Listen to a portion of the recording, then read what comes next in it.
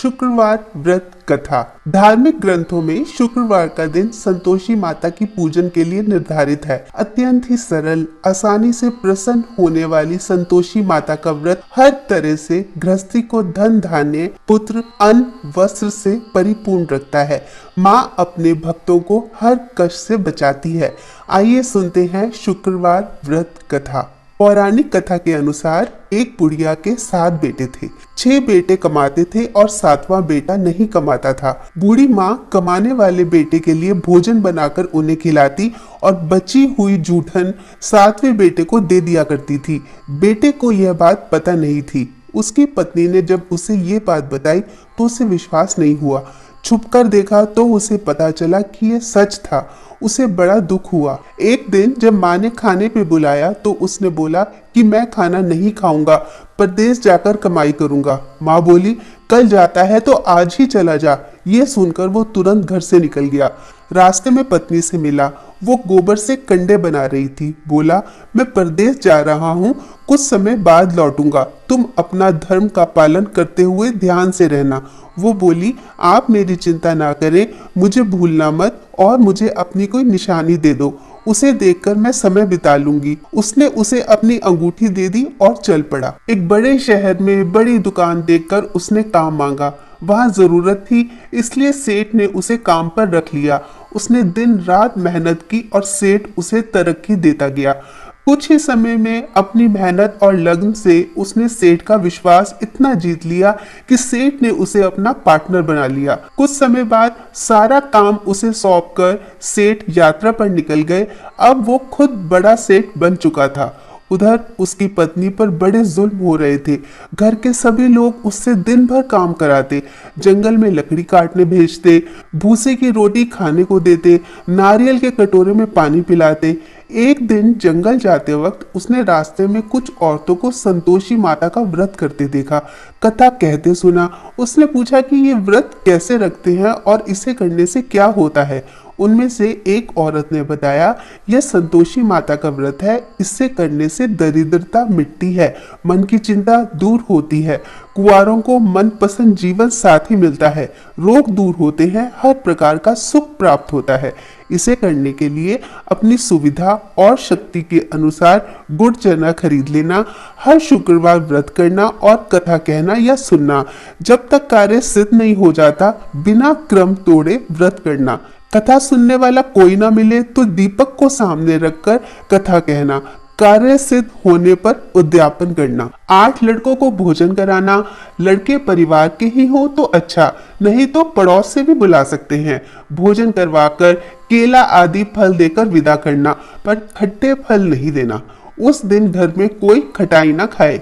सारे विधि जानकर उसने गुड़ चना खरीद लिया। रास्ते में संतोषी माता के मंदिर में भोग लगाकर याचना करने लगी, माँ, मुझे व्रत के नियम कायदे तो पता नहीं। मैं शुक्रवार का व्रत निष्ठा से करूंगी, मेरा दुख दूर करना। एक शुक्रवार बीता। दूसरे शुक्रवार को पति का पत्र आया और तीसरे शुक्रवार पति के भेजे रुपए भी आ गए। परंतु सब घर वाले ताना मारने से नहीं चूकते। दुखी होकर माता के मंदिर में प्रार्थना करने लगी, माँ, मुझे पैसा नहीं चाहिए, मुझे अपने स्वामी के दर्शन करने हैं। माँ ने उसे आशीर्वाद देकर कहा, तेरा पति जल्दी आएगा। यह सुनकर वो बहुत खुश हुई। उधर प्रदेश में उसके पति के पास बिल्कुल समय नहीं था, दिन भर व्यस्त रहता था। माँ संतोषी ने उसको सपने में आकर बताया, उसकी पत्नी बहुत दुखी है, उसे उसके पास जाना चाहिए। उसे पत्नी की चिंता होने लगी। दुकान बेचकर पत्नी के लिए कपड़े, गहने और ढेर सारा पैसा लेकर रवाना हो गया। बहू जंगल से लकड़ी काटकर लौट रही थी, तब उसने धूल का गुबार उड़ते देखा। माता ने उसे बताया कि उसका पति आ रहा है, वो घर माँ के पास जा रहा है, इसलिए वो भी घर जाए और चौक में लकड़ी का गट्ठर डालकर आवाज लगाए, लो सासू जी, लकड़ी का गट्ठर, भूसे की रोटी दो, नारियल के खोले में पानी दो, आज कौन मेहमान आया है। उसने ऐसा ही किया। आवाज सुनकर उसका पति बाहर आया और अंगूठी देखकर व्याकुलता के साथ माँ से पूछा, ये कौन है। माँ बोली, ये तेरी बहू है, दिन भर घूमती रहती है, भूख लगे तो यहाँ आकर खाना खा लेती है, काम कुछ करती नहीं, तुझे दिखाने के लिए नाटक कर रही है। उसे विश्वास नहीं हुआ और माँ से चाबी लेकर ऊपर वाली मंजिल के कमरे में अपनी पत्नी के साथ चला गया। कमरे को महंगे सामान से सजाकर महल जैसा बना दिया और दोनों सुख से रहने लगे। बहू ने अपने पति से कहा, मुझे माता का उद्यापन करना है। पति ने स्वीकृति दे दी और वो खुशी से माता के उद्यापन की तैयारी करने लगी। जेठानी के बच्चों को खाने का न्योता दिया।